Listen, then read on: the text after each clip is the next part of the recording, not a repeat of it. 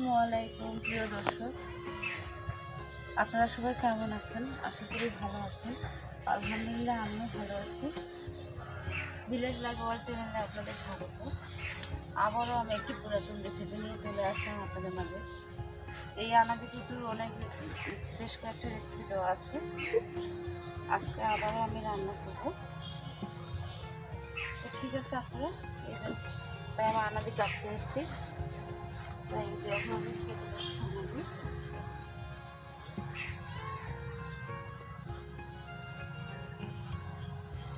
এখান থেকে কাটা যায়, এখান থেকে এগুলো ভালো আছে।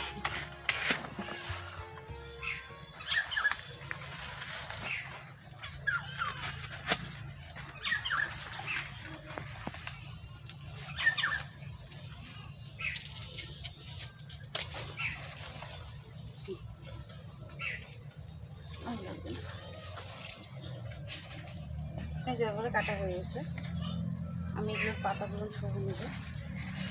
ঠিক আছে,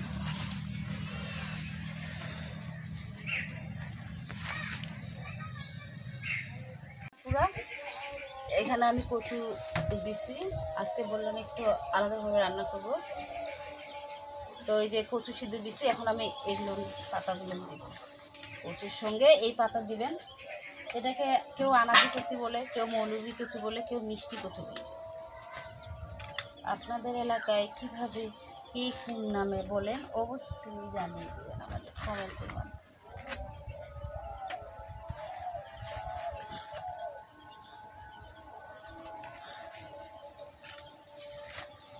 এটা যেহেতু জ্বালা, এটা নিব আমি।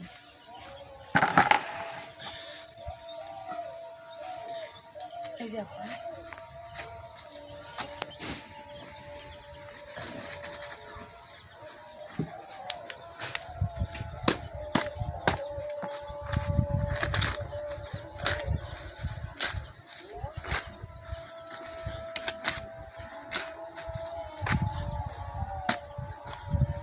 এটা দেওয়ার কারণ হচ্ছে কচুটা এত সবুজ হবে কালার।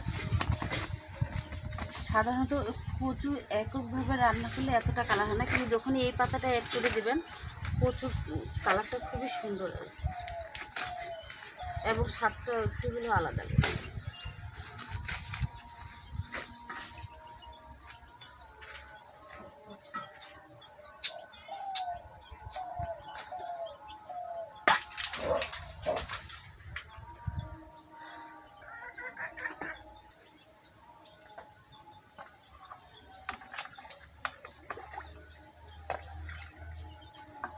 এই যে পুরো কাঁচামরিচ,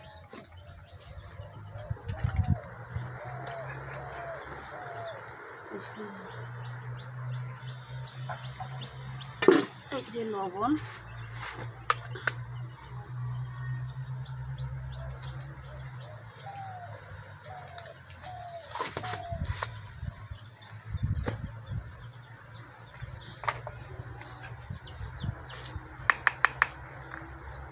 এটা একটু আদা রসুন পেস্ট একবারই দেব, কোনো তেলানি করে দেব না।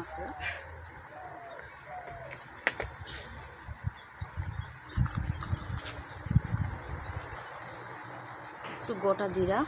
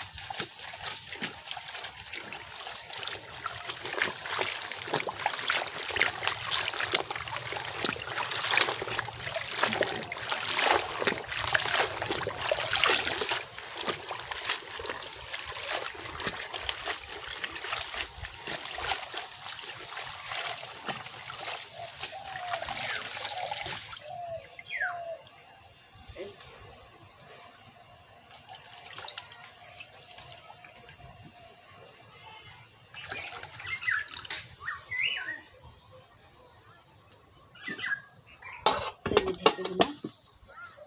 এখন জাল দিই।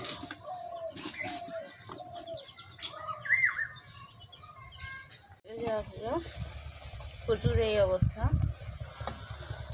অফ ক্যামেরা একবার আমি নেড়ে দিচ্ছিলাম, তাই এতটা মসৃণ দেখাচ্ছে। আর ঢাকনা দিব না, ঢাকনা দিলে কালার চেঞ্জ হয়ে যাবে, সবুজ ভাবটা থাকবে না। আমি কিন্তু কচুতে কোনো প্রকারের তেল ব্যবহার করি না, তেল দিবও না। আপনারা যদি তেল খেতে চান তাহলে রসুন দিয়ে বাগার দিয়ে দিবেন। আমি এটা খুবই সাধারণভাবে রান্না করলাম।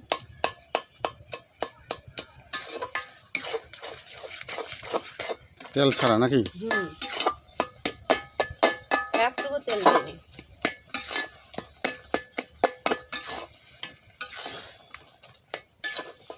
আমার আদা রসুনের পেস্ট ছিল, এককভাবে রসুন ছিল না, তাই আপনারা আদা রসুন পেস্টটাও দিবেন না, গোটা গোটা রসুনের কোয়া ফেলে দেবেন। আর তেল দেওয়ার দরকার নেই, একবার বিনা তেলে রান্না করে খাবেন, আপনারা দেখবেন কেমন লাগে খেতে।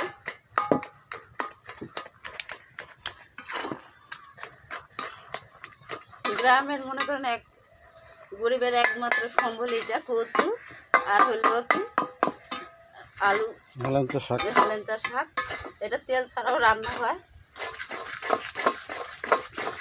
এই চাল থাকলে এটা আনে রান্না করে খেলে একবেলা খাওয়া যায়। আর এখানে কোনো রকম গুঁড়া মরিচ দেয়নি, শুকনো মরিচটা ব্যবহার করব না, বেশি এই জন্য কাঁচা মরিচটা দিয়েছি। যেন দেখুন কতগুলো বিচি বের হয়ে গেছে।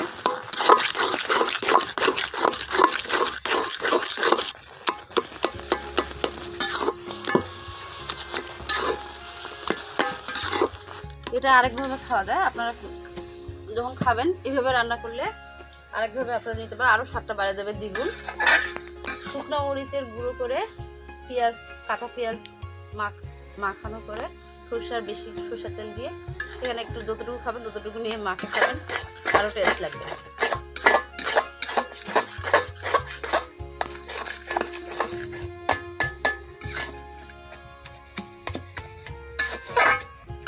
কার কার এলাকায় আজকে বৃষ্টি হচ্ছে অবশ্যই কমেন্ট করে জানাবেন।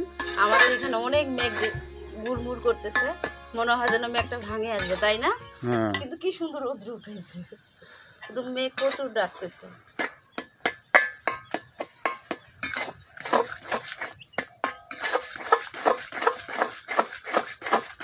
এই যে আপুরা যে মৌলবী কচু বা আনাজিটা দেওয়ার কারণে এই যে এতটা সবুজ আছে, নইলে কিন্তু এতটা সবুজ হতো না। এই কচুটা পাতাটা দেওয়ার কারণে কিন্তু হচ্ছে নিচে এতটা সবুজ, নাহলে একটু লালচে আসতো।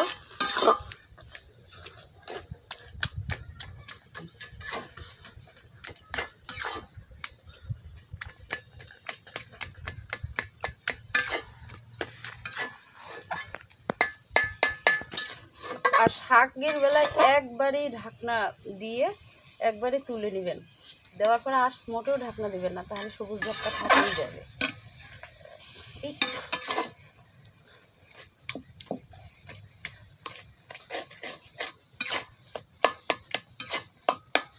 আপনারা এটা এইভাবে না করতে পারলে এই যে ঘুটনি আছে, ঘুটনি দিয়ে ঘুটা দিবেন।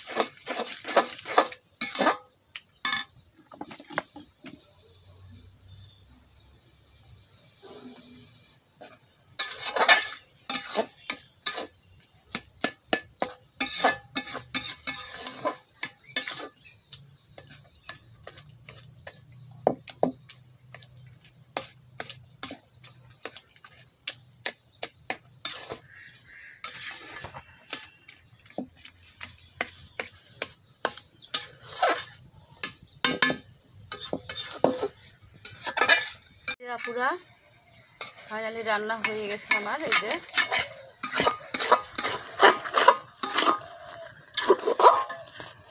তো ভিডিওটি যদি আপনাদের ভালো লেগে থাকে ছোট্ট করে একটি লাইক দিয়ে দেবেন, এবং কে কে এই মৌলবি পাতা দিয়ে এইভাবে করে খান অবশ্যই কমেন্ট বক্সে জানাবেন। তেল ছাড়া নাকি? তেল ছাড়া। আর যদি কেউ রান্না না করে থাকেন অবশ্যই তেল ছাড়া একদিন ট্রাই করে দেখবেন, রান্না করে কেমন খেতে লাগছে কমেন্ট করে জানাবেন। তাহলে মনে হবে যে না, ভিডিওটা দিয়ে সার্থক। তো যাই হোক আপুরা, তারপর আপনারা অনেক ভালোবাসা দিচ্ছেন, আপনাদেরকে অসংখ্য ধন্যবাদ। তো যারা কষ্ট করে ভিডিওটি এতক্ষণ দিলেন তাদেরকে অসংখ্য ধন্যবাদ। যারা নতুন দেখতেছেন অবশ্যই আমাদের চ্যানেলটি সাবস্ক্রাইব করে দিয়ে পাশে থাকবেন, বন্ধু হয়ে যাবেন। আর আপনারা সুস্থ থাকেন, ভালো থাকেন, এই কামনায় এখানে বিদায় নিচ্ছি। আসসালামু আলাইকুম, আল্লাহ হাফেজ।